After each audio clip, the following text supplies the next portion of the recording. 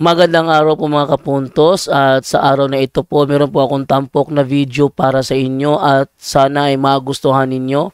Kaya sa mga bago pa po sa aming channel, please po don't forget to hit the subscribe button at ang notification bell para maging notified kayo sa bawat video na ilalabas ko sa channel na ito. At bilang kahilingan po ng punto por punto team at naway maintindihan po ninyo, sana po wag nyo pong i-skip yung mga ads sa aming mga video. Sa maliit na bagay na po na yan, malaking tulong po yan sa ating programa at sa ating ministry. Sana po maunawaan po ninyo. Maraming salamat po, kaya wag na po natin patagalin. Simulan na po natin.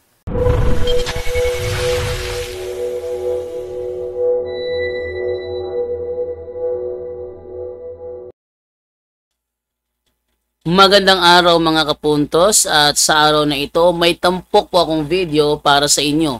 At ito po ay patungkol sa isang member ng INC na Manalo na sa loob ng 9 na taon na siya'y kaanib ng Iglesyang Tatag ni Felix Manalo, naisipan niyang magkatoliko. Ano kaya ang dahilan? Malamang nasaksihan niya ang kanilang mga pag-uugali sa loob ng kanilang simbahan. Yung ugali na alam naman natin na walang kababaan, malamang yun ay nakita niya. Pero hindi pa natin nasisiguro kung yun nga ba talaga. Ano kaya ang dahilan ng kanyang paglipat mula sa Iglesyang Tatag ni Felix Manalo papunta sa Iglesia Katolika? At dahil yan ang ating tampok na video sa araw na ito, ibibigay ko po kay Father Darwin Gitgano ang buong pagpapaliwanag ng kanyang conversion. Narito po ang video ni Father Darwin Gitgano. Magandang gabi mga kapatid. Kumusta na po kayo? Meron tayong pakinggan na magandang conversion story. Isang babae na galing Katoliko, pero mga 9 years na naging INC. Hindi lang siya magpakita sa kanyang mukha dahil hindi siya gusto na mabully sa mga kasama niya ng mga INC. So, mapakinggan lang natin yung kanyang boses dito sa ating live. Pero hindi natin ipakita yung totoong identity niya, ipakilala yung totoong identity niya dahil nakamit lang tayo dito sa Diocese of Butuan ba yun? Saan yun ka, Father Dineste? Sa Diocese of Butuan yun. Asa to itong gatuan? Buod. Sa Barangay Buod? O sa lungsod yun? Barangay Bangkasi yun. Barangay Bangkasi. So ngayon, ito yung storya niya. Ang ganda ng storya niya. Naka-witness siya. Pero iglesia pa ka noon. Pag-witness mo sa mama mo na hinaharas, nawala talaga ikaw. Nawala mo sarili mo. Nawala talaga sa sarili. Hindi ko alam ano nangyari. Yun ang naka-convert mo. Na naka-convince mo dahil na babalik sa simbahan. No? Kumusta? I-share mo yung experience mo. Nung last 2022, yung mama ko po is yung mama ko po parang nawala po sa sarili niya. I mean, parang nasapian po ng hindi po katulad po sa atin. Tapos dun po, kasi hindi po ako naniniwala sa mga ganyan. Sa mga demonyo. Din po ako naniniwala sa mga... So, wala ba yan sa Iglesia ng Cristo na lapit ka dito? Yung boses mo. Sige. Wala po. Basta hindi po ako naniniwala sa mga ganyan-ganyan hanggang sa ako na po mismo yung naka-witness sa mama ko po na... Anong nakita mo sa mama mo? Parang nasapian po ng demonic. Parang, mga demonyo po. Tapos, parang sabi ko, hala, totoo pala yung ganito. Akala ko sa teleserye lang nakikita na may ganito pala. Tapos, dun po. Pero hindi dun po. Tapos, nung pangalawang beses, sabi ko, yung pangalawang beses na witness po ako, sabi ko, totoo pangalawang pala. beses? Opo. Yun. Yung sa dagat po nun. Dagat po lahat eh. Ah. Dagat po lahat eh. Tapos dun po, sabi ko, wala, totoo pala to. Kaya dun po, tapos... Yun ang simula. Mm-mm. Na-amaze ka sa simbahan dahil sa deliverance. Si Father Dennis Prisco ang nag-deliverance sa nanay mo. Nakita ko po mismo. Nakita mo mismo. Napahinto niya po yung ano. Yung... Dahil makakita ng mga espiritu yung nanay mo. Hindi po ako naniniwala dati sa kanya nun. Nung nagsinasabi niya lang, OA, sabi ko lang, may ganun ba? Tapos nung... Nakita mo na. Ikaw na nakita mismo. Naniwala. Pero nandito ka na sa Butuan ngayon. Nandito na po ako nun. Pero 9 years ka naging Iglesia active po. Opo. na iglesia. Opo. So ngayon, anong realization mo compare sa dating kinaaniban mo na simbahan?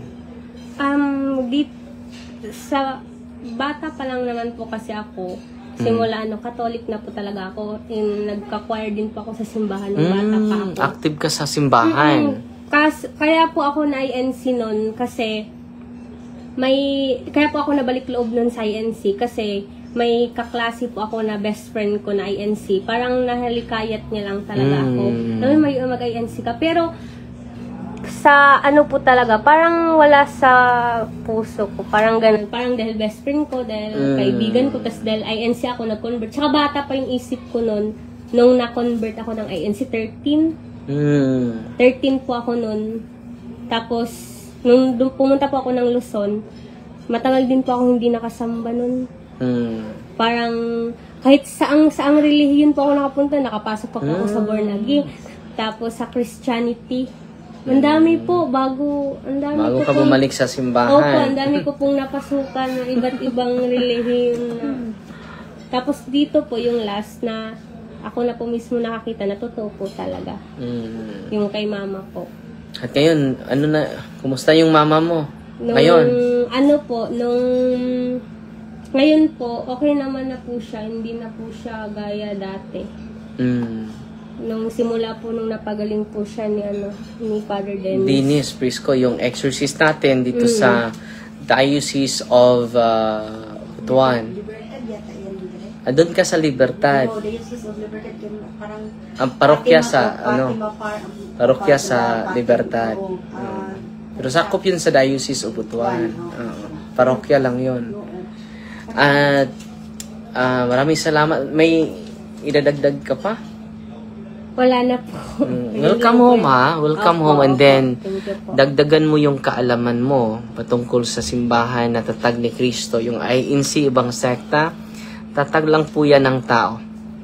At hindi natin ibigay yung tunay na pangalan niya, mga kapatid, dahil yung mga kanya mga relatives ay 100% iglesia pa rin. So, hindi lang natin pakita yung mukha niya.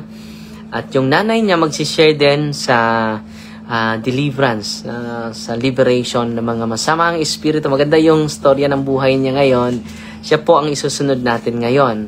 So, mag-cut muna tayo and then focus tayo sa conversion story. 9 years INC ngayon. 100% na nakatoliko. Dahil na-converted siya sa nakita niya sa kanyang mga mata. Totoo pala ito. Na-confirm niya na totoo pala na may masamang espiritu. At sa tulong sa ministry ni Kristo sa exorcism and deliverance, doon namulat yung kanyang mga mata. Nabuksan yung kanyang isipan at ikaw na kusa, bumalik sa simbahan. Opo. Sinong unang sinabihan mo? Si mama po.